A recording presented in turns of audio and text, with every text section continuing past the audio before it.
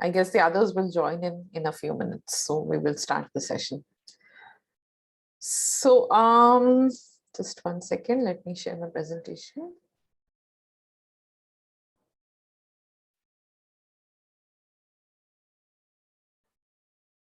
Okay, we'll just do a quick recap of what we did last session, and then we will move on to today's session.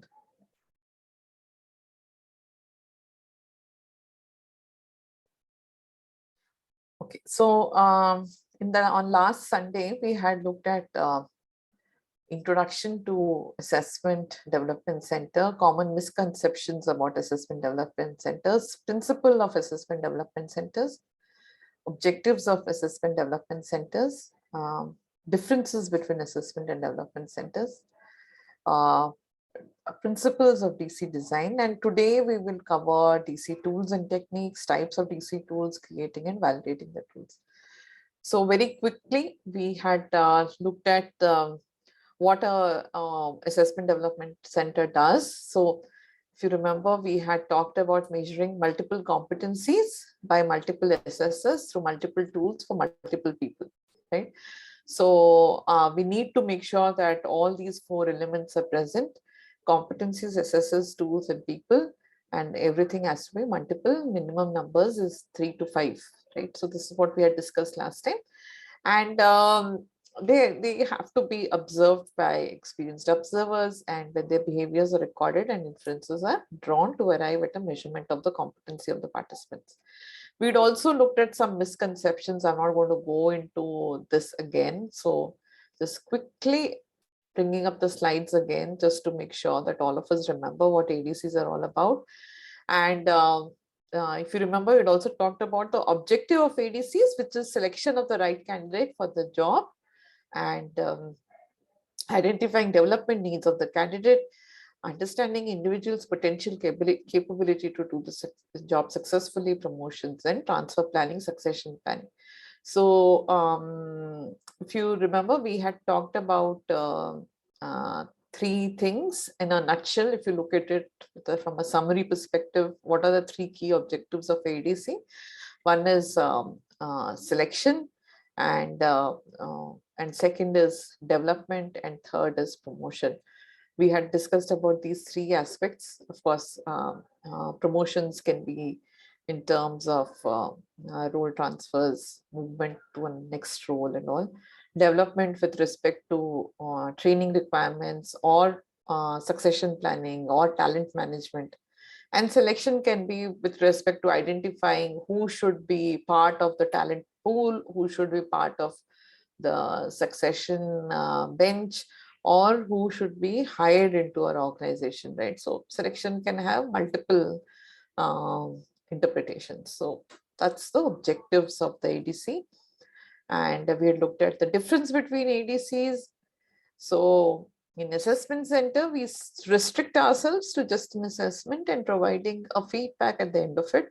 Whereas a development center program, we provide intermittent, continuous feedback through the process, and we expect that the participants will be able to imbibe some parts of development feedback that is being offered, and over a period of time during the development center itself, we will see a change in them.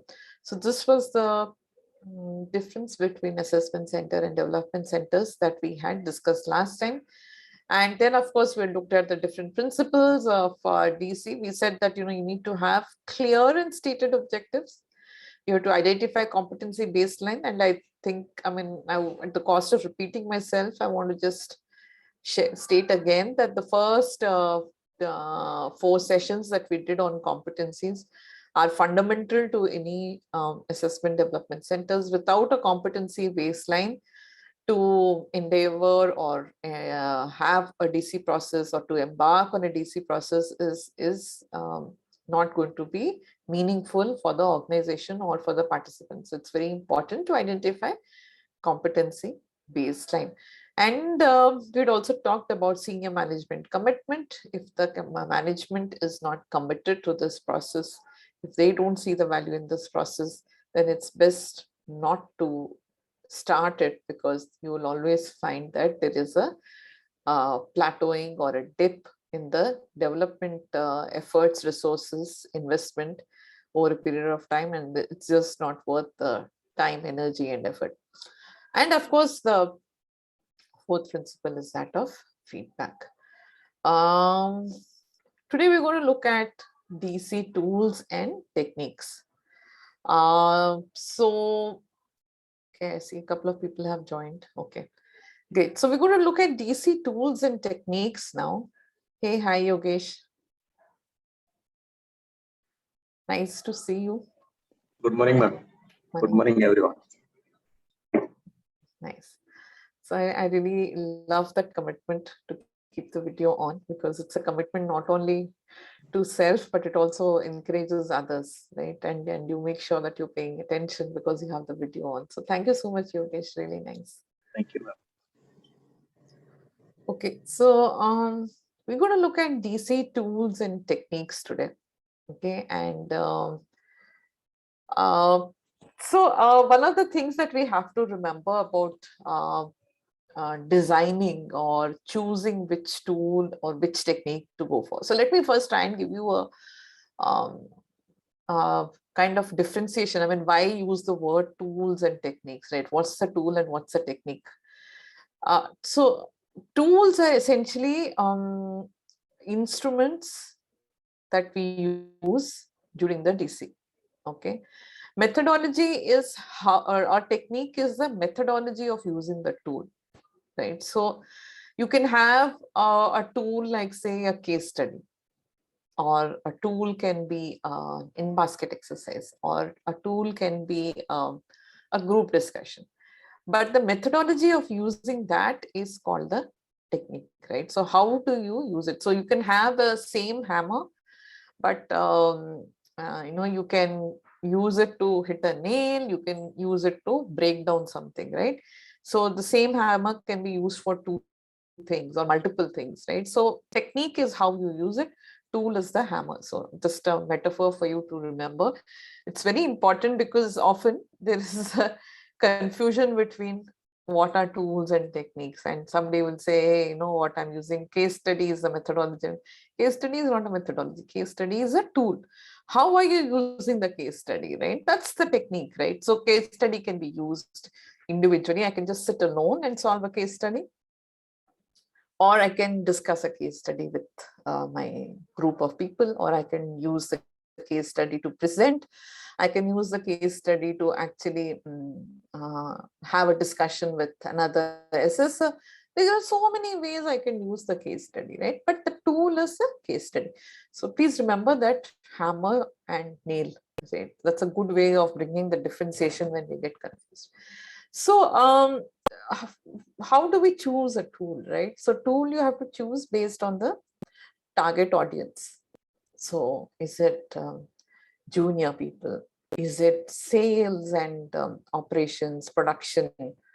Or is it geographically widespread? What language are people comfortable in? So for example, it was recently part of a DC where participants were from US, UK, Australia, Singapore, and India, right? Now there is a time zone gap that is there. So I can't expect everybody to be at the, to converge at the same time, because it was all being done virtually. So in that case, I have to use tools which will help them in interacting on a one-to-one basis. I have to make sure that there are certain participants where there is a time gap overlap, time zone overlap. I can kind of make sure they can come together and do an activity together. I have to make sure that the videos are recorded and then it is shared back with us in India so we can do the analysis. So there are multiple complexities that emerge in such a target audience, right? Typically in India, of course, with the complexities are far more straightforward. So you have like just yes, on Friday, I was having a conversation with a very big automobile manufacturing company, and they were saying that, hey, do you think the tools that we're using for our sales and marketing people in the DC, should be same as the tools that we're using for our R&D. Why do you think they were asking this question? What would be the reason? Why should the tools be different? Anybody would want to take a shot at answering that? Why should the tools be different? Maybe the competencies needed is different compared to sales and marketing and R&D. So interestingly, the competencies here are same. Organizational competencies are same. So there was no difference. They were all at the same level. Okay, is this a senior management team? No, it's a mid-management team. So all of them have about Okay. 15, 20 years experience, mid-managers. Okay. So why, this is, when I tell you the discussion went on for 2 hours, right? And we were brainstorming which tool for what and all. So why this question of using different tools, same set of competencies, same level of people, same organization, but 2 different departments. One is sales marketing, the other is R&D and production. Is it the technical competency framework for each of them would be different because the sales is more on the So we were human not interaction? assessing technical. We were not assessing technical. We were assessing only behavioral competencies. Is it that the competency is the same, but like how they demonstrate each of these department, the people, how they demonstrate that that competency in their behavior, that one they wanted to assess. That's why different tools are required. The behaviors are same, no? Competency is same, behaviors are same. Okay. Because your behavioral indicators are same. Okay. So then why should I? Why should I differentiate in the tools that I use? Should it be also the level of understanding of the people or the way in which the work is done? Yeah, you're moving in the right direction, Yogesh. You're thinking in the right direction. So typically, in your sales and marketing teams, you have people who are far more expressive, right? So they are usually good in communication because they are in a space where they build their life, build their career because of the way they communicate. Right, so I'll be able to influence you, I'll be able to charm you, I'll be able to sell myself to you. Whereas in the production and R&D, it doesn't matter how, I mean, okay, to an extent, yes, there is a slight this thing of who speaks well gets a little more, airspace, airtime. But it's not that important for them, because at a production and operations and R&D, they are more to do with making sure that they're technically they are doing, they are planned, they are solving problems, they're taking some risks, they are doing a lot of cognitive analysis, they are problem solving. It's a lot of processing that happens. It's not that they don't express themselves, but that's not the reason for them to actually grow. So there was this huge argument that was happening, because what happens is invariably, if you see in companies, if I had to just measure, in a DC environment and say, I'm going to give you both a role play, and salesperson has to present and a back-end person has to present, right? A salesperson will do the role play in a far more effective way, because typically they would have dealt with strangers many more times than a back-end person. So the ease with which they move into the role play, the ease with which they communicate is smooth, right? The transition is very smooth, and hence the assessor might assume that this person has a better competency than the other person, right? Just because of the sheer exposure that the sales guy has got versus the back-end person. So there was this argument that I was having with all of them along with my team, and we were discussing about what kind of tools we need to bring in so that there is equality in assessment, right? So are we giving each person enough space, enough opportunities for them to show up in the right manner? Otherwise, we'll end up having more people who speak very well or who are good at communication and might not necessarily be that great in other competencies. It's often, because if you remember, the one of the important aspects or characteristics of ADC is that if I can't observe it, I can't record it. If I can't record it, I can't put it in my report.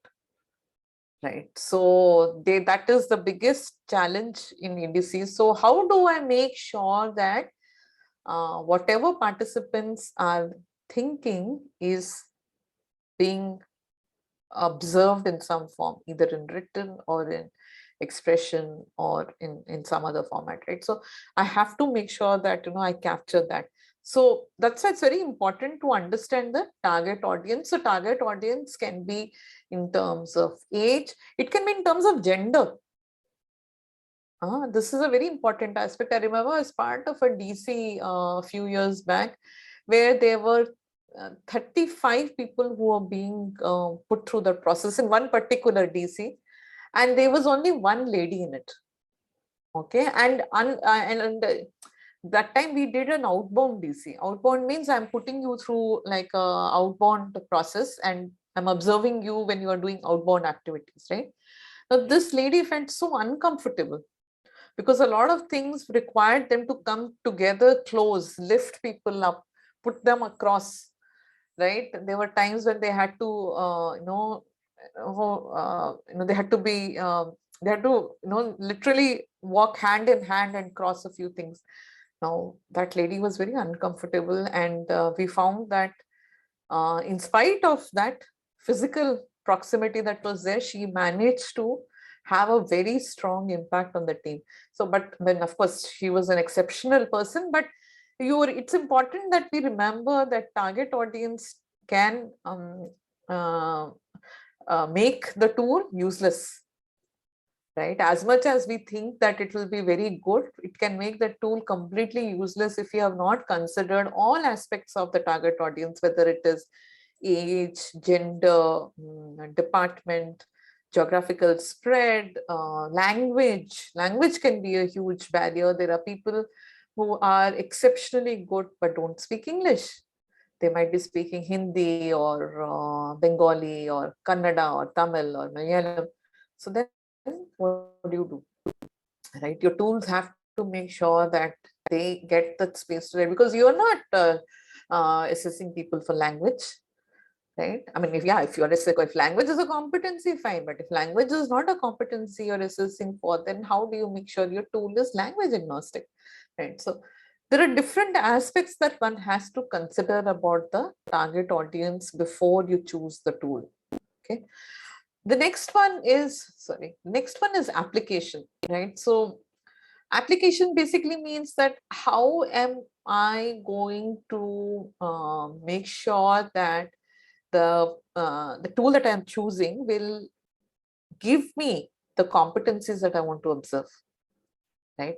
Now, a case study, for example, is a tool, and case study can be used for any competency. I mean, close to about 500 competencies can be mapped to one case study, right? Now, what are you going to use that case study for?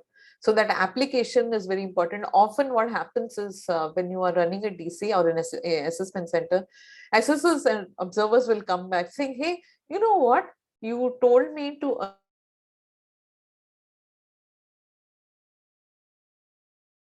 solving a problem, but I saw this person doing, being exceptional in goal orientation.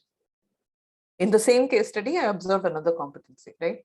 But then that's where, as a person who is designing the DC or deploying this DC, or as a facilitator, we have to be very clear, what am I observing for? You would go with ruthless, sharp direction. You can't look here and there as an observer, right? So you can't say that, hey, although this doesn't qualify, this case study or this tool doesn't qualify for another competency, I can't watch it. right? So I am not going to look at it. I am going to focus only on what is required, because what happens is otherwise everything looks like a beautiful landscape, right? So I am observing for one competency and 5 others come up and I get attracted by those and I actually forget what am I observing this case study for. And end of the day, you don't have any data, right? And then when you sit down to write your report and offer feedback to that person, you have all kinds of data except for the competency that you wanted them to be observed for. So then there is a very big challenge in giving feedback to the participants. You don't have the equal scale for everyone. Somebody will be high, somebody will be low without an objective parameter. So it's very important to remember the application. And of course, we've discussed about this multiple times, competency definition and validity of tool. Validity of tool, and we had talked about it in our last session also. 85% validity is what we expect. Most of the assessment development centers have over 90% validity also. So very important to measure the validity of the tool. So that means 85% of the time, that means out of 10 times, 8.5 times, it should be measuring what it is supposed to measure. It should not be measuring something else.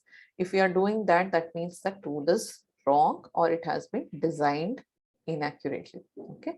And multifold nature. So each tool should allow me to measure at least 2, if not 3, 2 competencies, right? And within one competency, there could be 3 or 4 behavioral indicators, right? So I'm saying that each tool should at least allow me to measure 6 to 8 statements of competency indicators, minimum. It can be as high as 14, 15 statements. But minimum 6 to 8 is important. Otherwise, somewhere I am missing out on data, right? Now, if I can't say, for example, I have seen, I was part of one DC where they had put, they had 5 competencies. What they did is that they said in every tool that I use in the DC, I'm going to have all 5 competencies, but I'm going to have one statement of each competency. And there was, we went back and we changed that entire design, because it's really tough to look at 5 different competencies in one activity. Because look at it this way, just mathematically speaking, if you give a person 30 minutes to do an activity, right, 30 minutes to do an activity, you're essentially first 2 or 3 minutes goes in just getting into the groove, and the last 2-3 minutes go in kind of a closure, right? So you will have essentially 25 minutes. Now in 25 minutes, if this is a group activity and there are 5 people involved, you're giving each person only 5 minutes to do an activity. Mathematically speaking, I get only 5 minutes of airtime in that activity. In 5 minutes, I have to display 5 different competencies. And that too, that indicator of that competence is very, very tough to do that, very tough to do that, right? Nobody can do that. So 2 competencies or 3 competencies at the very max. Each competency can have 3 or 4 statements, because within that competency, I can come up with multiple steps. I can come up with multiple methods, but displaying 5 different competencies is very, very tough. So that's why we don't recommend that we use so many competencies in one tool.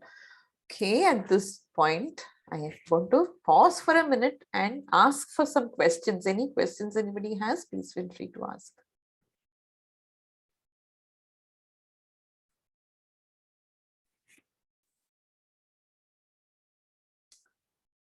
Okay, no questions.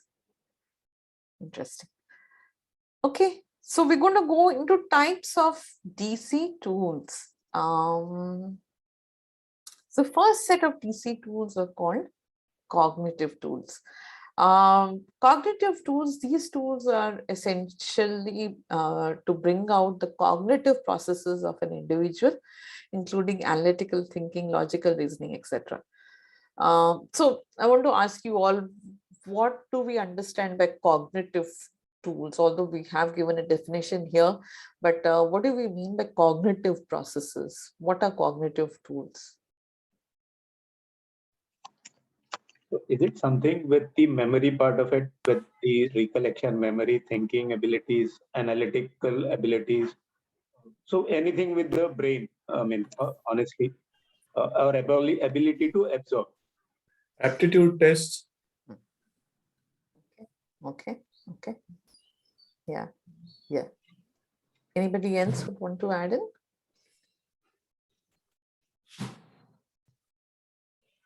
Okay. Well said, both Mullidhar and Yogesh. Cognition is basically our ability to sensorially take in data from the environment and process it in our brain, right? So those relate to cognition, right? Now, it requires us to, cognition is not related to output. I might be an extremely smart analytical person, but I might not be able to talk or share with you what I've thought, right? Because sharing, expression, output are to do with uh, um, expression. I mean, the word to use is, I mean, it's more to do with the environment. It's more to do with how I communicate, right? So communication and all that is not part of cognition. Cognition is how do I sense the data, I take in data from the environment, and how do I process. So input and processing are cognition, right? So if suppose, I had to give Muralidhar mentioned a aptitude test, right? Now aptitude test can be part of a DC if I am looking at, say, a logical reasoning or mathematical skills as a competency for that role, right? Uh, Most DCs, at least that I've been to, don't use mathematical reasoning or mathematical skills or logical reasoning as competencies, right? Most of the time it's not considered as a competency. It can be a qualifier or a hygiene criteria. They usually do, unless you're applying for some mathematical role or a role that requires, different types of reasoning, like, like a scientist role. I remember one tire manufacturing company, there was scientist role for them, for whom we are doing a DC. So there we had put problem solving and logical reasoning with different levels in it. So that kind of specific roles, yes, you can have. But usually in a natural, normal environment, or typical environment in any business, cognitive tools are primarily used for aspects like uh, uh, your ability to focus and understand information, right? Business acumen, commercial acumen, um, decision making, strategic thinking, big picture thinking, detail orientation, uh, planning, right? For all of these, we consider them as part of to be mapped to a cognitive tool, because I can plan individually by myself very well, right? I might not be able to execute very well individually because I might have to collaborate with others, but planning I can do by myself, right? So it's a brain thing, right? Like Yogesh said, anything which has got to do with processing of the brain, right? So processing does not necessarily always relate to memory or logical reasoning. It should also involve taking input from the environment, right? That's also your cognition, right? So do I look at only data? Do I do intuitive thinking? Those can also be part of cognitive tools. So anything which requires me to take input from the environment and process it can be mapped to a cognitive tool, right? So these are cognitive tools. Second we have is interpersonal tools. Now these are a set of tools that are used to understand behavioral dimensions related to interpersonal function, right? So interpersonal functioning would mean something which involves me to work as either as a manager of a team or part of a team, or even sometimes as a subordinate, right? So it can be at all the three levels. It's not necessary that you have to do always a role play where the person has to be a manager. He can also be a subordinate, and how much does he step up from that role and support the manager in in getting tough decisions implemented. Those can also be competency indicators that we can have. So interpersonal tools primarily used for competencies like, say, collaboration, teamwork, communication, effective leadership, um, managing conflict, stakeholder management.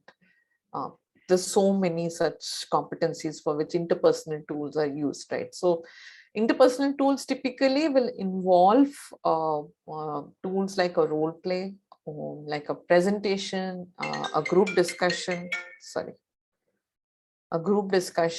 and so on and so forth, right? So there are a lot of interpersonal tools that are there. And the third one is business tools, right? Now, these could be exercises or simulation which provide a business-like atmosphere and help in understanding how the participants behave or display competences in a simulated business environment, right? Now, your cognitive tools and interpersonal tools can be completely business industry agnostic, right? So you can have something which says that, you landed on moon and your spacecraft has an issue, and you don't get along with your co-astronaut. So how do you make sure you communicate back to Earth and tell them where you are, right? So it can be as wacko as that. But business tools typically try and create a simulation of the environment in which you work, or simulation of another business which can be very closely correlated or linked to the environment in which you work. There are various exercises that you can use. Then nowadays, a lot of these exercises are available as simulations through apps, through a virtual reality kind of simulations are also there. Then you have games that are there. It can be like that also, but it can also be like a simulation which you create in a physical environment, right? So you tell them you have to build this, you give them all the equipment and they have to start building it, and in that process there are challenges and concerns that come up, and which brings out the competencies, right? So remember that this is not meant to be a fun thing. I mean, it can end up being fun, there is no doubt about it, but it's not a fun thing as an intention, right? The intention is to draw competencies. People end up having a good time with it or enjoy the entire process. That's a byproduct or one of the consequences of that activity, but it's not the only one. So sometimes, a lot of youngsters, I find they get carried away. So we say, hey, we're going to use the simulation. Oh, I know one more simulation, where people are going to do this, they have to run, they have to go and get this, they have to fetch this. Yeah, great activity, but I'm not here to have a good time with this. I'm here to actually bring out the competencies, right? It's very important to identify whether it's able to give opportunities for the competencies to be displayed. So these are the three different types of tools that are used in assessment development center: cognitive tools, interpersonal tools, and business tools. Okay, so let's look at any questions before I move on? Any questions? Ma'am, this psychometric tool doesn't come in the personality trait identification. Those things come only in assessment center, not in DC. No, they can be used both in assessment development center. We didn't put it here because typically it is not considered a part of DC. It happens a few days before the DC, or Okay. or it happens, so it's a additional information to the DC, right? Because most of the time these tools are self-assessment by nature, right? They're Yes. usually, I rate myself. So a lot of it depends on the language, a lot of it depends on my ability to understand that language.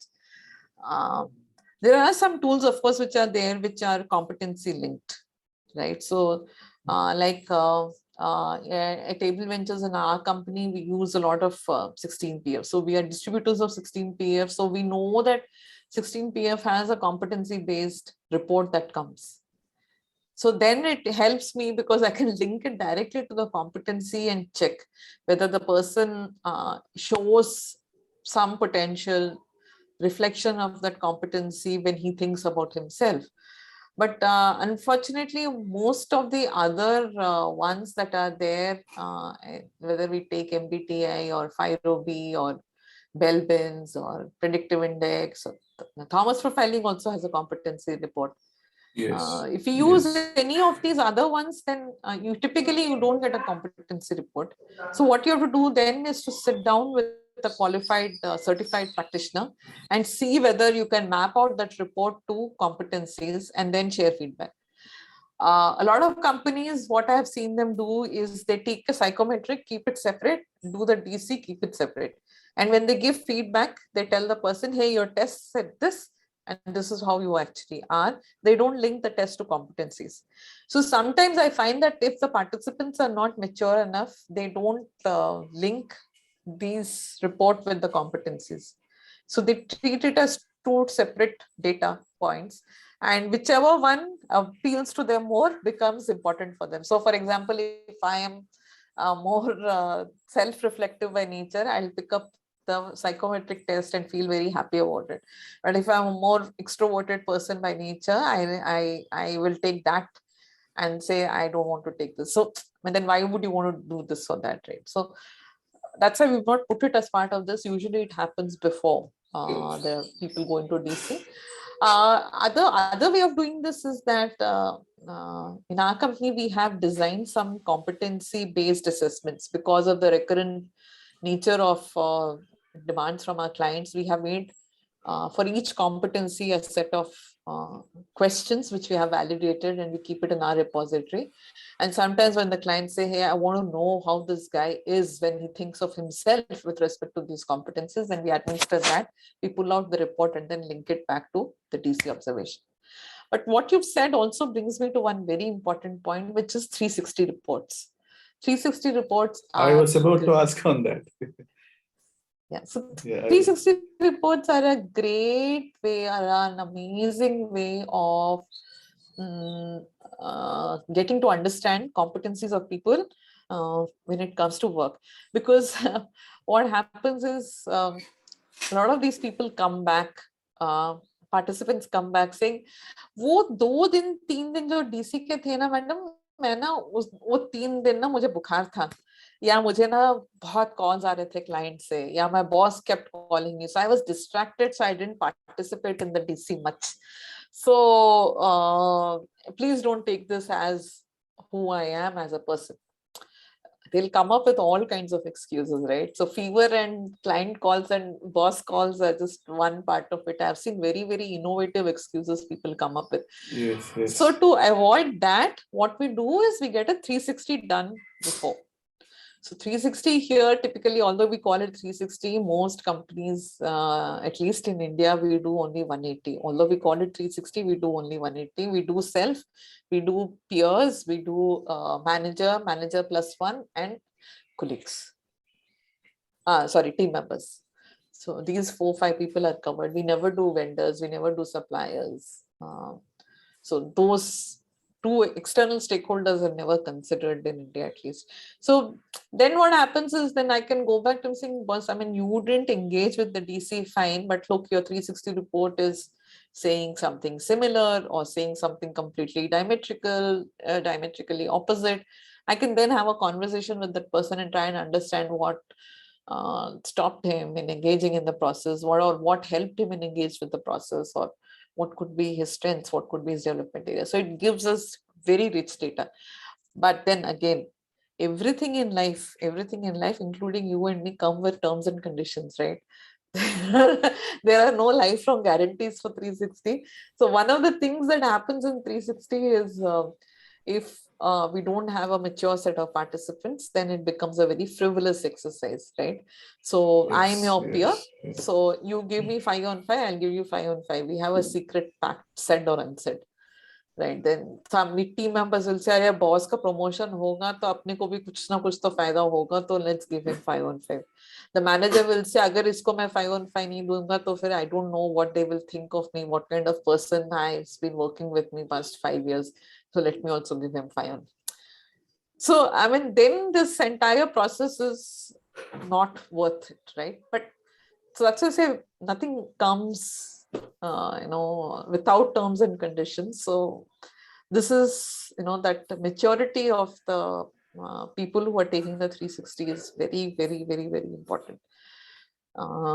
In fact, just recently there was one process that I did for one company for 360, and while we had set expectations, how to fill the 360, all that we did, what we realized is that for one particular person, all the 5 team members actually had discussed over a glass of beer in some pub and decided what kind of rating they want to give to their manager, and they had come and given him horrible rating, right? Everybody got a 1 or a 2 because the manager had been very strict in ensuring certain discipline in the team. So the manager had said that was, if you don't log in, if you don't report in by 9 o'clock, I am going to make sure that you are considered as half day leave and so on. So he was trying to enforce some discipline there. So these people all got together, from some 5-6 of them, and gave him a horrible score. And when the report came out and I was having a discussion with the manager, he said, "Ma'am, this is what's been happening. So what do you want to do about it?" Right? So these kind of things are very likely to happen, very, very likely to happen in 360. So we have to be aware that something like this can happen, and we have to be careful. So of course, I mean, to conclude this particular story, the feedback for the manager was, why are they, colluding against you? So you have to be disciplinarian by nature, that is fine. But is there, you're not dealing with a bunch of kids here. They're all mature adults, right? So how can you make sure that your team works along with you and not, colludes against you? While even if I invalidate this scores, but still I'm left with the data that the team doesn't like you, then what kind of a manager are you being, right? I replace these 5 people with the next set of 5, then also you might not be able to lead them, right? So what can you do to improve your managerial capabilities? So that was the conversation I had with him. But I'm just telling you that these kind of things can happen in 360. You've got to be really, really careful when you're administering 360. Assess the maturity of the people who are giving the report. Assess the maturity of the person who is taking feedback from 360. Okay, so I'm going to move a little forward now. Any other questions? Because we're going to move into a slightly different aspect now. Ma'am, this is not related directly to what we are covering today, but just for my knowledge, I would like to know, when we are talking about vendor and suppliers 360, how is that done?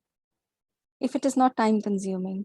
No, If I'll you just can answer. give you a 1-minute answer to that. So typically there are certain questions which are related to the competencies that are sent to them over a form, and customers and suppliers, vendors, etc. are required to fill that, and then you get a 360-degree view of the person, right? So the same questions that you would give to your people now have to be slightly tailored for vendors and customers and an administrator. That's all. Competences and all remain the same.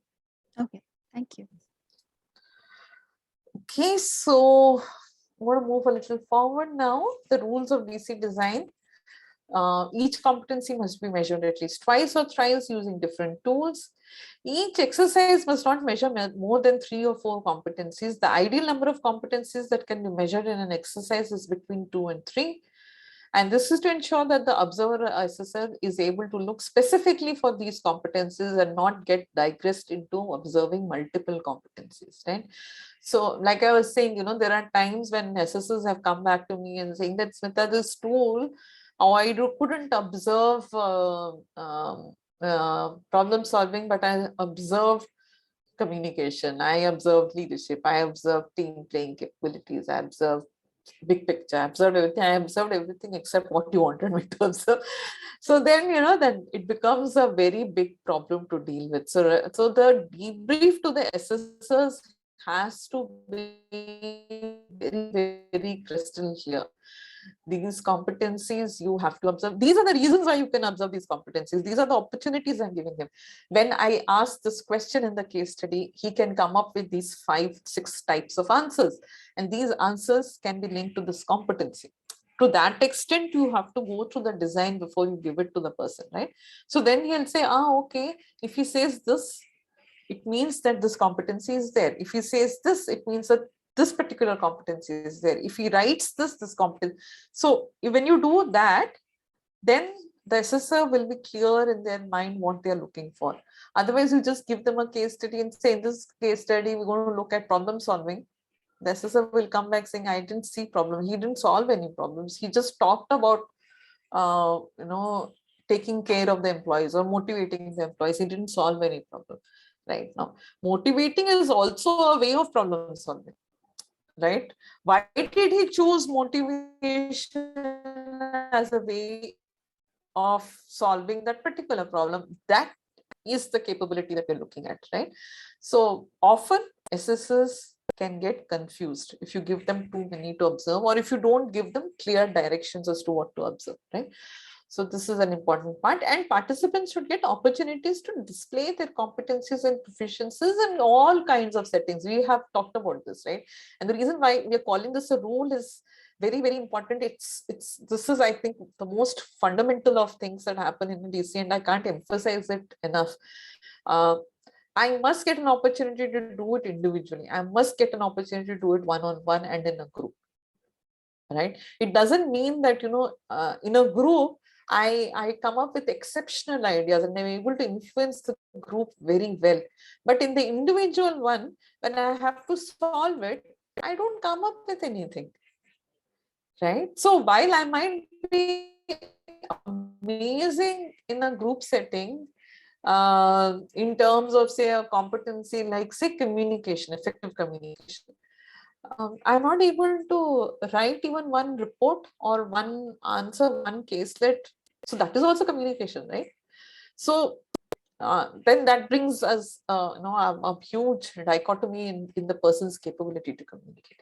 So I'm just using communication as a competency, and you can use any competency which can have individual one-on-one, group or team. Very important to make sure that these competencies come up in different settings, right? Okay. Going to move a little further now. Creating and validating DC tools. Any questions so far before I move into creating and validating DC tools? Today there aren't many questions. I'm wondering why.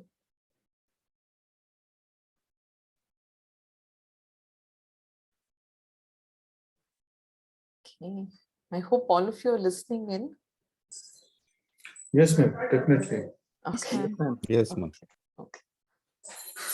Thank you. Okay. So when we create a DC tool, we have to make sure that it is validated also. So I can't have, say, for example, I'm conducting an assessment development center for, say, 200 people. And the first batch of 2025, I use one set of tools and I'm not very happy. So next batch, I use another set of tools and it gives me mediocre results.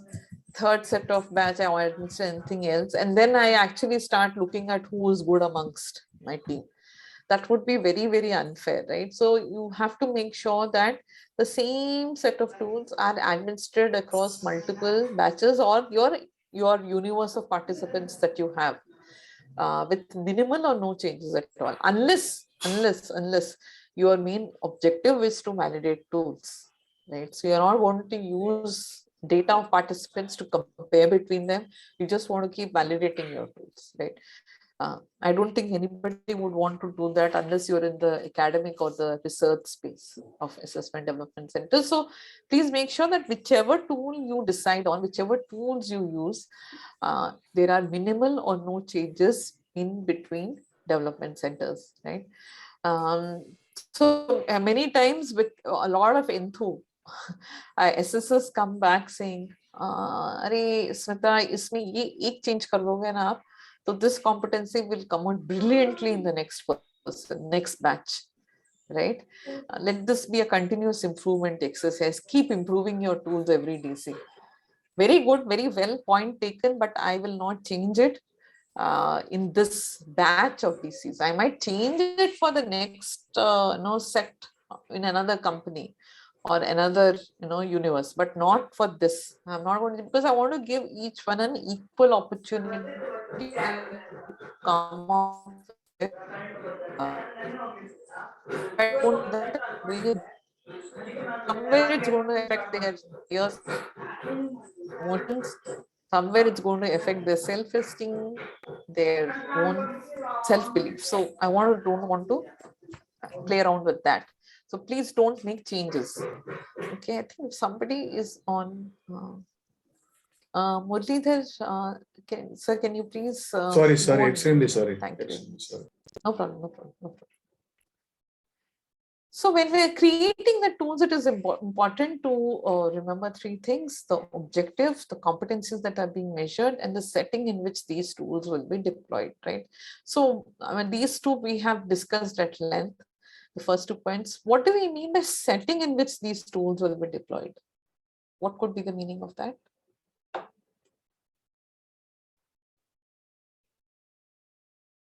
Are we talking about the time and say time period when this will be carried out, exercise? Yeah, very well said, very well said. Time period, So the environment, situation, situation. Give me an example of situation. it shouldn't be maybe just before the appraisals or maybe just after the appraisals or something like that. It has to be a neutral time period when you conduct this if you want to have a fair judgment. Yeah, well said, very well said. That's a very important point. Unless, of course, you're using it for promotions, for That's appraisal. right. That's Yeah. right. Yeah, well said, very well said. Yes. Um, so setting can be as basic as you want to do it virtually or in person, whether you want to do it in a closed environment or outbound, whether you want to do it, using in-house assessors or external assessors. So there are so many things that that go into understanding the setting in which the tools will be deployed, right? I think time is one very important one. I remember there was one DC that I had done many years ago where the management was expecting that there was going to be a takeover that they were planning to do, and they wanted people in the team, the senior management team, who can work with high amounts of stress, right? And that too in unusual work hours. So there was a very specific requirement from them saying that, if you'd like to promote people who can work under tremendous stress and pressure and who can manage conflicts when there is complete uncertainty and ambiguity in the environment, right? So this DC was conducted in the night. It started at 10:30 in the night and went on till 3 in the morning, right? And then after at 3, we left them. They came back for breakfast at 6, and the DC started again at 7 in the morning and went on till 1 in the night, right? With short breaks of 15 minutes for a cup of tea or lunch or something. So it was a very, very stressful environment that we created for them. But that's not something that happens regularly. I think in my whole 25 years, 22 years experience, I've seen it happening once or twice. Not too many organizations want to do that, but there are exceptional situations when people will ask for something like that, right? So you have to really think through, why this setting, why outbound DC is something which is very attractive, right? You are going to observe everybody in an outbound setting where it's got nothing to do with work. I see them, doing what they can and how they are. But the fact is that, it's an unnatural environment, right? It's not something that you go and do every day. right? Whereas work I go and do every day. So am I really giving them an opportunity to come out with who they are, or are they projecting an image to me? These are some questions that we need to ask ourselves, because a lot of times you'll get pushback as HR professionals that, why are you, recommending a virtual DC? Why not do an in-person DC? Or why do an in-person DC? Why not a virtual DC? How will you make sure people are participating well? How do you make sure that, in an outbound DC, you still get data? Why not just do, there was one client who came to me saying that, why do you want to call all these people into one room and spend so much? Instead, you do one thing, you send your observer, your assessor, to each of the locations and let them observe how this guy is doing in his work. And you come back and give me a report how he is doing.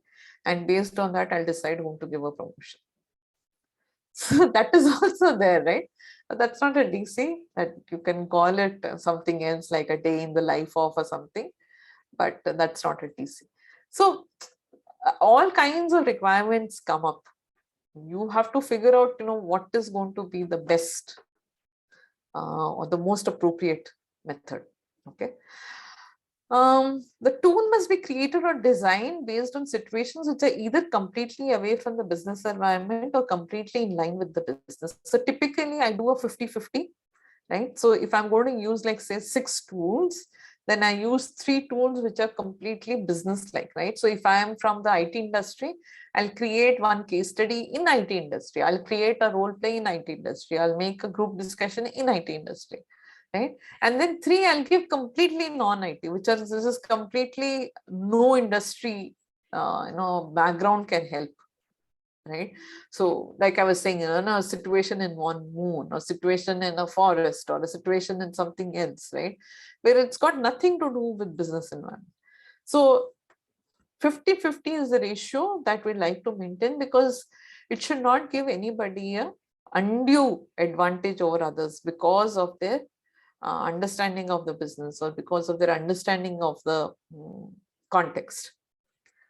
Okay, so there was one very interesting situation that happened recently, I think a month or two back, 3 months back, I don't remember now.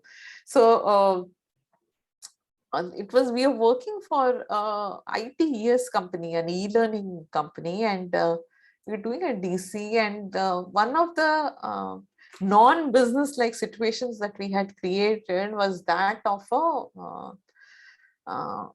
somebody had to set up a resort.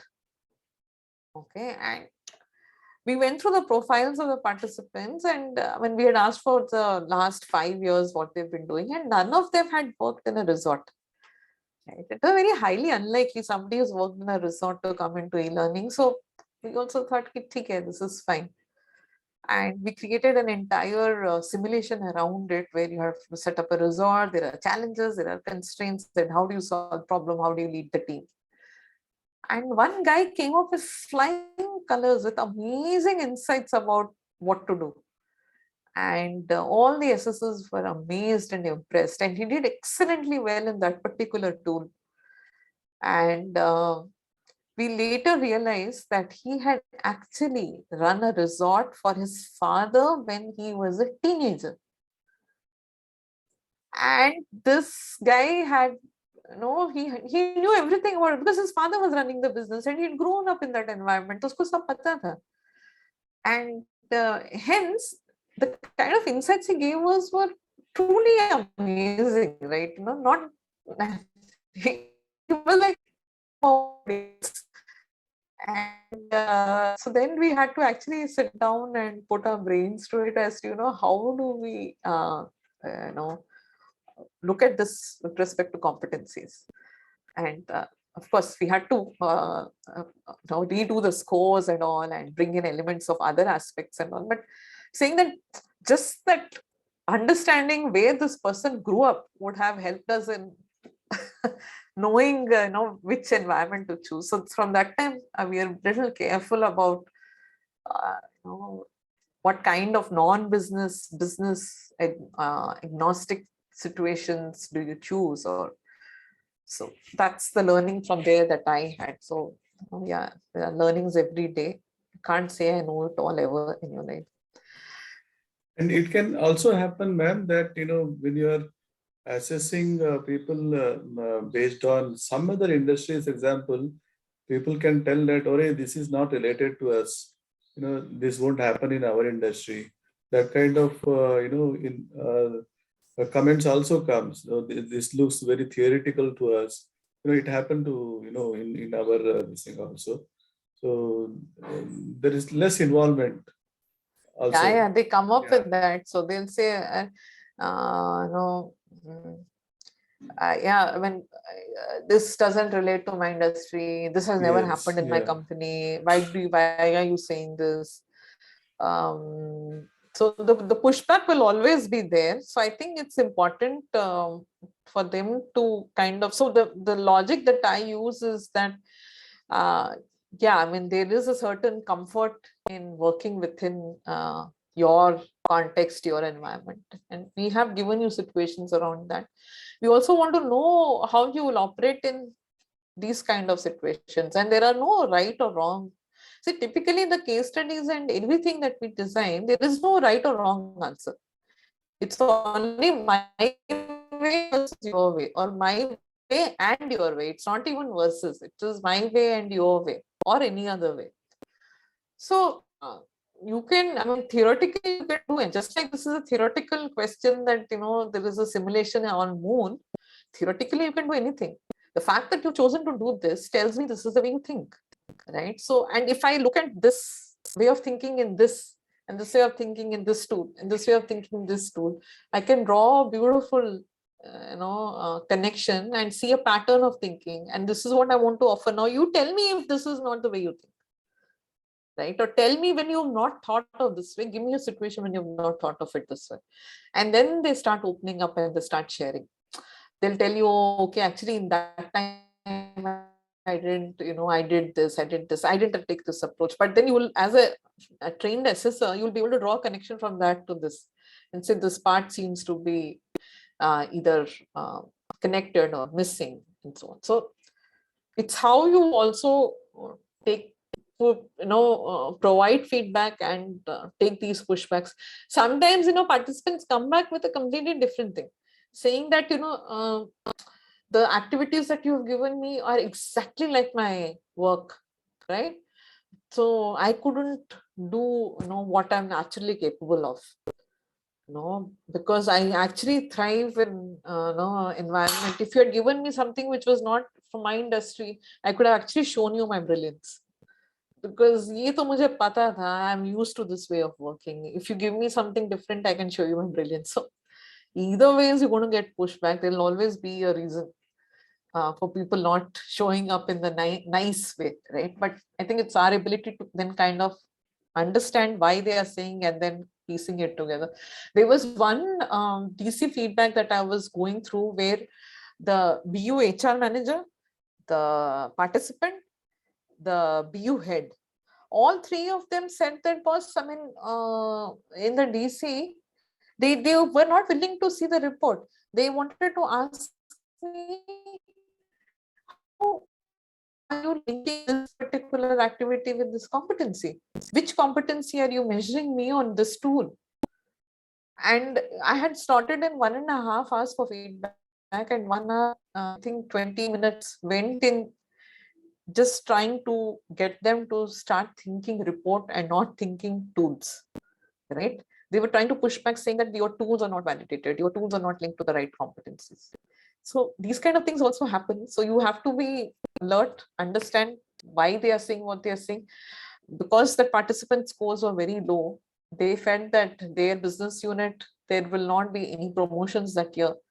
So they wanted to push back saying, everything is invalid. So sometimes, these kind of things do happen, but that's where your in-depth understanding of the competencies, your design, and your own conviction in what you have made can really help in the participant. So end of the day, who is going to benefit? The participant should benefit the most out of this, right? The second is the organization, right? Third can be you, me, people who are learning every day, right? But the two most important stakeholders are the participant and the organization. Organization because it is sponsoring money, participant because he's investing his time, energy, and effort, right?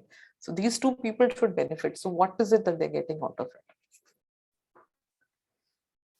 Okay. So the tool must be created or designed. Okay, we've talked about this. While creating and validating tool, one must put down the measurement criteria. Okay. How many times do you expect the behavior to show up during the activity? Very important point. So, for example, there is a case study where, let me share with you a case study that we did recently. So, in this case study, there is a supermarket that is there, and in the supermarket, there is a conflict between three departments, right? And you are the manager of one of the departments. The other departmental head is your friend, whereas a third departmental guy has just been promoted from another region and has come here, and there is a conflict because people are not getting along. So you have to solve this conflict, right? Now, although I'm just giving you a very high level gist of this. So one of the things that we need to think through is that if I'm observing the competency of, say, collaboration, stakeholder management, and problem solving, right? If these are the three competencies that I'm measuring here, what all is the participant likely to say, right, or likely to understand and write down or answer, which gets linked to these competencies, right? And how many opportunities am I giving this person? If that clarity is not there, then if suppose it gives you only one opportunity of managing stakeholders, one opportunity, if I don't pick it up, can you say that I'm not good at that competency? So one of the rules that we use in DC is absence of evidence does not mean no evidence. You're getting it? Absence of evidence does not mean no evidence. Just because I haven't given you that behavior doesn't mean I don't have that behavior, right? Perhaps you didn't elicit that behavior from me. So I have to give you 1, 2, 3, 4, 5, 6, 7 opportunities. And even after the 7th opportunity, if I don't show this behavior, then I say, boss, I mean, this guy or this girl doesn't have it in her to show this behavior. But if I just give you one opportunity and you don't pick up the cue and you don't respond, then we can't say too bad, so sad, right? You have to then, there's something wrong in the design.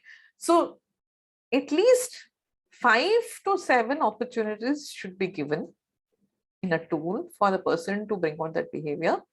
Second, I should measure that competency and behavior through other tools also. तो एक tool में मेरा headache हो रहा था तो अगले tool में तो मैं कर सकती हूँ. सेकेंड टूल में मुझे किसी ने बात नहीं करने दिया, पर थर्ड टूल में तो मैं कर सकती हूँ, right? So one on one individually, one on one group, तीनों में I can see, right? So I give them enough and more opportunities for them to display this behavior. And how many such opportunities you're giving, it's nice to just put it down, right? So that it becomes a very robust tool, right? So what happens is then you will say, hey, you know what, I observed 100 participants, they showed this behavior in these 2 situations, they never showed this behavior in these 3. So then your data to question yourself, are these 3 situations which are valid or not? Right? So that kind of in-depth thinking has to happen. What will be the intensity of behavior that will be shown? What do we mean by this? Anybody would want to answer? What will be the intensity of behavior?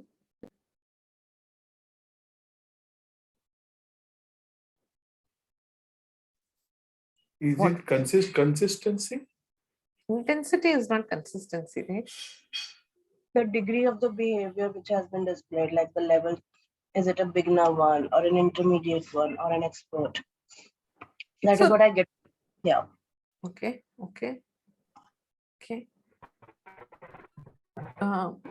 me, ma'am. Like, Are for we not example, talking? creativity, if you are looking, Mhm. Yeah, go hello. ahead. Yeah, creativity. Yeah. If you're considering creativity, then till what extent the creativity can be measured? Like, in how many times they have shown creativity, in what situations they are showing the creativity or innovativeness in their ideas? Could be the So Ma'am, you're with again talking reference to about frequency, right? Frequency and intensity are two different ones, right? not frequencies, different situations. Like, first I'm giving a easy situation. Maybe the next one will be little moderate situation. The third one might be the difficult situation. Okay. Okay. Can you give me an Uh, example? the Ma'am, this is a hypothetical situation. I Yeah. don't know the example. Yeah, go ahead. Yeah.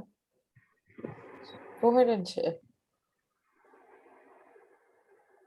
Suppose we are using case study.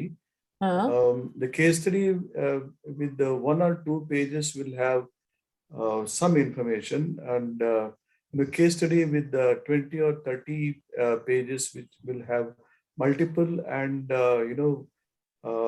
level of data and information, which requires the same kind of the higher level of the competency to analyze and come out with some sort of conclusion. Is it? Mhm. Um, okay, let me give you an example of intensity of behavior, right? So we were doing a bunch of DCs for a manufacturing company, and there was one role play in which you had to speak to the union leader, okay, and you had to convince them about a wage settlement. Okay, now in I think a few of the instances when we did the role play, the participant got so involved, he forgot that it was a role play, right? He started raising his voice. And in one instance, he actually went and caught hold of the collar of the assessor, right?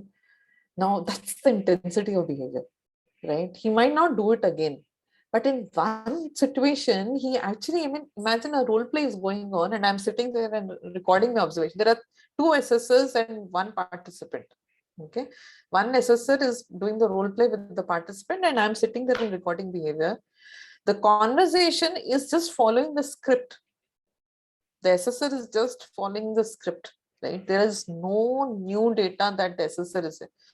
But this guy gets so agitated, he got so upset that he actually got up and went and held the collar of the assessor and started shouting at him. He forgot it's a role play. That's intensity of behavior, right? It is not likely to happen again.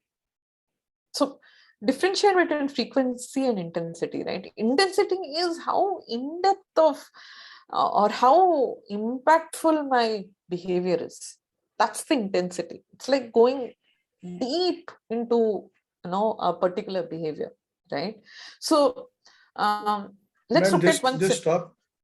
Sorry to stop this, because what is the conclusion in that situation? Like the participant went to that extent to show that. Is it natural, or is he not an actor, or no. See, it was not about here we could see that he was very agitated. It took him close to an hour to calm down. Later we realized that a few years back, one of the people had he was in actually, that role? Yeah. so he was Did just that. suddenly started reliving it, right? Now the Okay. intensity, so we were observing him, if I remember, it was a couple of years back, I think. The behavior was I think emotional intelligence or something. I don't remember now exactly what we were observing them for. So, but the thing is, what I'm trying to also arrive at is that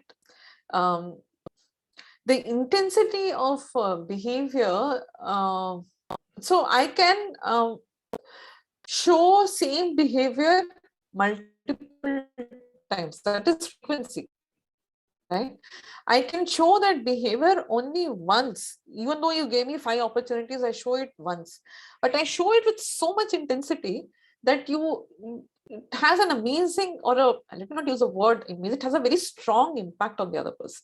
So that also is important, right? So the intensity of behavior that will be shown needs to be mapped out for the competency indicators. So the way we do it usually is, for every tool, you have, say, X competency, Y competency, Z competency. X competency in this tool, 5 situations. In this situation, the intensity of behavior is going to be high. So I put a high. In this, the intensity of behavior should be medium. In this, the intensity of behavior can be a low. So then I know, okay, I'm giving him this. Now, whether he shows high, medium, or low is up to him. And I've given him 5. And in that one where he can actually show this behavior very, very intensely, right? Now, yeah, you can always turn around and say, boss, in the end of the day, role play is nothing but acting. But am I able to bring out that behavior? Right? All of us are not natural actors, right? It takes us time to get into that thing. And SSR at least has a script. The participant doesn't have any script, right? So I tend to do what I think I should do at that time. So how intensely do we do it, and how repeatedly do I do it, right? So that's one very important way of validating the tools. And what could be the different ways in which the behavior would be displayed?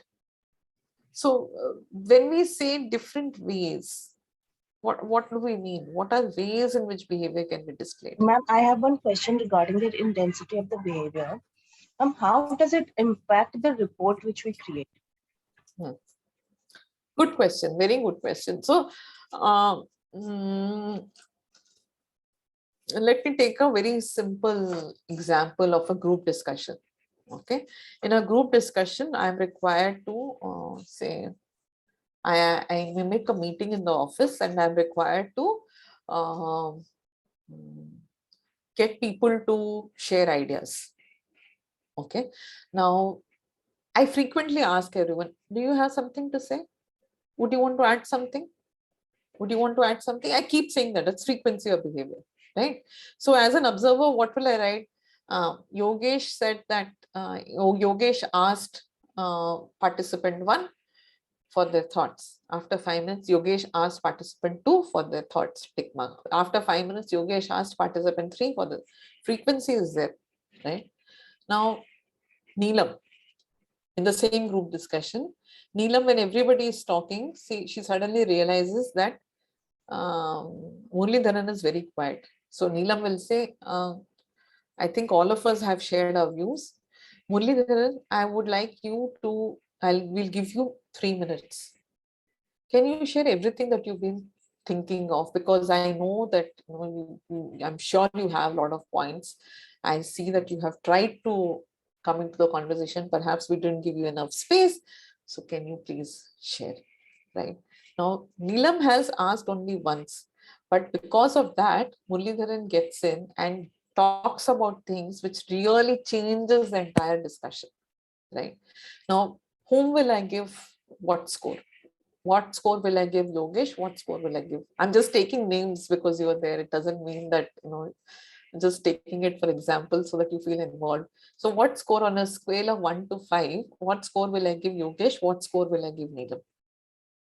So the impact of that action will definitely be related to the scores which we will give.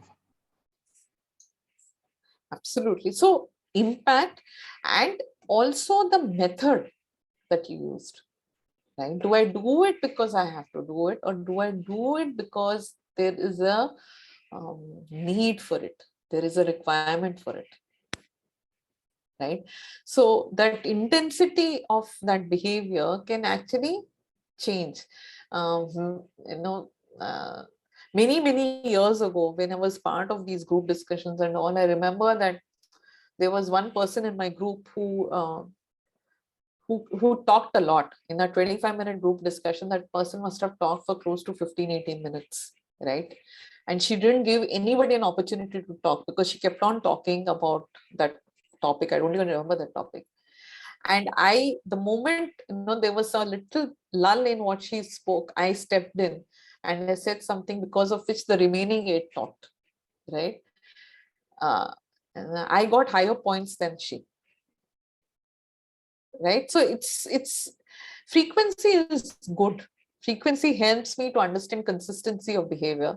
Intensity helps me in how it lands on the other person, right? But there will be times when you will not find people with intensity at all. You'll have frequent demonstrations of behavior, but without any intensity. That's fine. But to watch out for intensity really helps, because then you know what kind of behavior is actually making a difference to the process, to the group process, or to the competency process. So that's the reason why we ask for intensity. It's not to compare it, but it's to say what kind of score am I going to give based on the impact that they've had on the group. Somebody with, just once may not have any impact at all. So Neelam asked Muralidharan, do you have something to say? And Muralidharan says, no, actually, I don't have anything to say. Then what happens? Not that much of impact.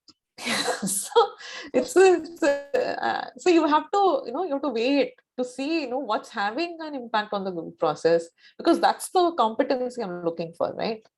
Right. If I were looking for a competency of just expression, then yeah, communication, I would say, yeah, Yogesh is communicating well. He spoke 10 times. So depending on the competency, but intensity is equally important. We forget that often in our observations, because you keep ticking, right? So the way the observation sheet is, you have competency and you have timelines. 9 to 9:05, 9:05 to 9:10, 9:10 to 9:20, this person, right? Whenever he says something which is related to that competency, I will tick 9 to 9:05 में एक बार बोला, 9:05 to 9:10 में एक बार बोला, ऐसे I keep ticking. So if there is no tick and only one tick in the end, then when you come for integration, you see, yeah, she spoke once, but that one thing changed the entire dimension. This person spoke 10 times, but couldn't have an impact. So I have data right now. What inferences do I derive of it can be based on impact. You get what I'm saying? Yes, ma'am. So that completely depends on the group. Let's say, for an example, we are discussing about the group discussions. So the scores will be dependent on the type of group we have and the participants and how much they are talking about, how much impactful they are. That will also play into the group dynamics. Yeah. So this will also impact. See, with development center, we have to keep it similar with everyone, or there will be no changes.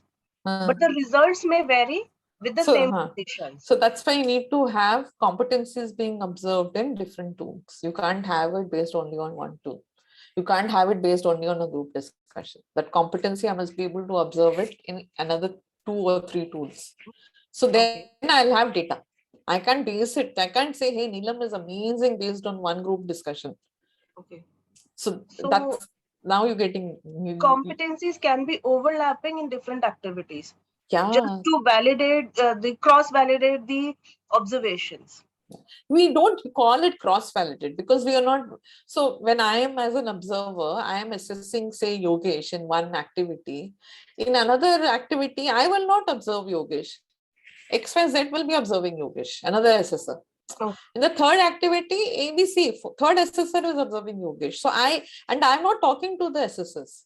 I'm not telling them, hey, Yogesh was like this in activity 1. I'm not telling that.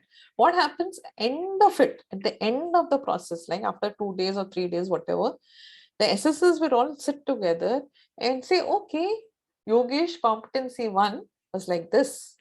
I will say, ABC will say he was like this on this competency. XYZ will say, but I saw him like this. Then we'll say, oh, okay, I saw him at 5 out of 5, you saw him at 4 out of 5, you saw him at 3 out of 5. Now, what should be his final score for this competency and why? That's the integration that we do. So you can't base it. That's the beauty of assessment development centers, right? Because it's not based on one interaction or one observation. It's a pattern that you noticed. And if it is a validated tool, where you have validated all the activities, you will find similar patterns emerging in that competency across situations, across simulations, across context. And when you go back and tell the participant, hey, this is what you did, participant is like, wow, yeah, this is exactly who I am. That's the beauty of DC. But if you are, there is opposing data everywhere, that means either the tool has not been designed well or the assessors are not doing a good job observation. I mean, these are the only two things that, or the competencies have not been defined well. So the groundwork basically is the one that's shaky. Thank you for answering the question, ma'am. That really helped understand the DC more. Okay, any other questions? Ma'am, in this discussion, we spoke about frequency and intensity. So could you please help me clear the difference between, in the normal English, I understand frequency is the number of counts and intensity is the average, higher the average or the lower. So is that, I mean, I am not clear about it. Okay, so frequency is right, what you're saying. It's the number of counts. Intensity is the impact or the depth of it, right? How intensely am I bringing out that competency? So like we were discussing, I do it once, but the impact is so high that it changes the dynamics of the entire situation. Somebody else will keep doing it, over a period of time, it might have an impact. I'm not saying that, but it is little by little, right? Somebody is intensely displaying that behavior perhaps once or twice. Intensity can also be frequently displayed, no doubt about it, but intensity is usually considered to have to check if the behavior is having the required, it's landing on the situation in the required way. Yes, ma'am. Thank you so much. Ma'am, I have one more question. Yeah. Ma'am, there was a discussion about outbound development center. So, ma'am, I wanted to know what it is. Actually, I thought I missed the description you might have given, ma'am. Yeah, so outbound development centers essentially are designed like you do an outbound workshop, right? In similar ways it is designed, but it is, again, I mean, the base work is competency. So we look at, okay, will this activity help me see or observe these particular indicators of these competencies, and how will it be displayed, right? And can I draw valid inferences based on this, and which all activities will I see this? So the same design is done, but in an outbound setting where you are climbing up something or running an obstacle course or doing some planning exercise for something in an outbound setting. That's all. Okay, ma'am. Got it. Ma'am, one more thing. I was just wondering about the steps of how a development center is carried out. We will be coming to that in our next session. Oh, yeah. Okay, ma'am. Because that was like, I was wondering when, like, I wanted to create a development center. So what will be the key things I will keep in mind, like how many panel will be made with how many assessors. So the the integrities of that particular Yeah, thing. that is being covered in the next session. Thank you. Okay, so I think that brings us to the end of this session. Any questions? Yes, ma'am. Mayur this side. Just a Yeah, Mayur. question is there. Lastly, you give an example that 3 assessors will have different points on Yogesh. We are talking about the situation here. Yeah, Yogesh got caught in that. Yeah.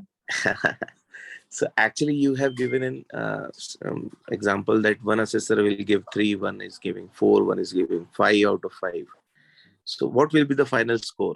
Is it in generally it happens? No, that's just an example I'm giving. But, No. It's in question, because generally it happens when there are 3 assessors and 3 different scores are there.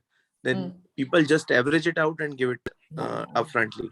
So there are, again, there are multiple philosophies in that. I work with organizations where they just do a mathematical average and put 3 + 4 + 5 divided by 3 karke, they give the score. In some philosophies, they will say that no, we need to sit down and arrive at one score, right? And in some, they will say that we don't need any scores. Let's just look at behaviors. So our score is just an outcome. Let's look at behaviors. So there are multiple philosophies of that. There is one entire slide or two where we talk about the integration of scores. So I will talk to you about that in that one. There is a science to it. Why one philosophy, why the other, and why the third. I'll talk to you about that in that session. So it's a good 20-minute discussion. Okay. And one more thing, ma'am, the example you have given in case of that Yogesh is asking it frequently to each and everyone. And then Neelam has just come up and ask Murli. So the way Neelam has put the question, that is also one thing which makes Murli to speak up. Might be Murli an introvert. And if you go on one-on-one or extempore session where Murli will perform better rather than Yogesh, that can be one tool. And Yogesh is taking it as a because you have given some guidelines to how to conduct it.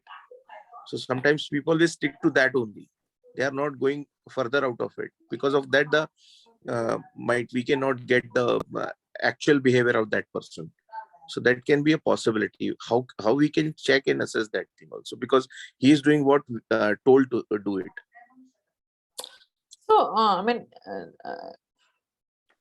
now, are we observing Neelam or Murli here? That's the first thing. So if you are observing Murli, what I understand from your question is that what will be the indicators or inferences for Murli's behavior? So there I will again not go by one statement that Murli makes in one activity or in one part of the activity. So I will watch how he is in all the other remaining activities where this particular competency is drawn up. And then I will arrive at my final assessment, right?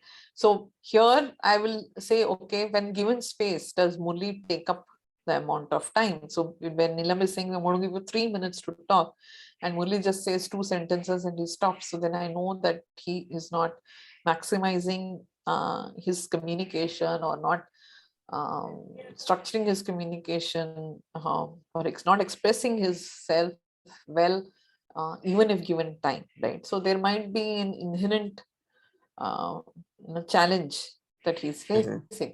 So if I see him again in 2 other activities or 3 other activities, then I will get to understand, this competency needs development. Or I might say that, given the choice, once he gets into the role, I've seen many people who in the first activity are at a 1 or a 2, and towards the end of the assessment center, they are at a 5. So they get comfortable with the process and they start being very effective with it. So that's the reason why it's an assessment center and not one activity. Yeah. Okay, ma'am. Thank you. Okay. So Ma'am, I have one on that. question. Yeah. Ma'am, when we talked about the thumb rule, so one of them was that participants should get equal opportunities, like to display their competencies, like in all kinds of settings, individual, one-on-one or group. So when we pick the tools, like the tools also should have equal representation for these kind of settings, like 2 tools which will assess the participants on an individual setting. And yeah. That's how you map it. Okay. Absolutely right. So you map it, you make a matrix, you put down the tools, you put down the competencies, and for the tools you decide which one is one-on-one, individual, one-on-one, and group. And you see if every competency is coming in all 3. Right. Then for each tool you see, okay, where is it coming? That's the entire design process that you follow. Ma'am, in like future classes, like the next class or something, will you show that to us, like that diagrammatic, that map, where you have 5 competencies and each competencies, like which 2 tools for each competency and how that thing that you were just talking about? Yeah, I think it is there. Okay, thank you. I think it's also there in the book, if I'm not mistaken. But I'll make sure it's covered in one of the sessions. Ma'am, any book you want to recommend for Development Center beside the books we got from ISTD? Actually, we put down all the reference books in that itself. I don't recall now. I don't have it with me handy, but in that itself, we have put down a few reference books. If you read those, that should be enough. Unfortunately, in the Indian context, there aren't too many assessment development center related books. There are a lot from the US and the UK, but I often find that they do not have that kind of contextual linkage to India. So that's the reason why we've not put those. But I think there are 3 or 4 books mentioned there. You can refer those. Yeah, you mentioned 5 books in the last page, 119. Yeah. Yes. Great. Thanks for letting me know. I'll check it. Yeah, Thank sure. Great then.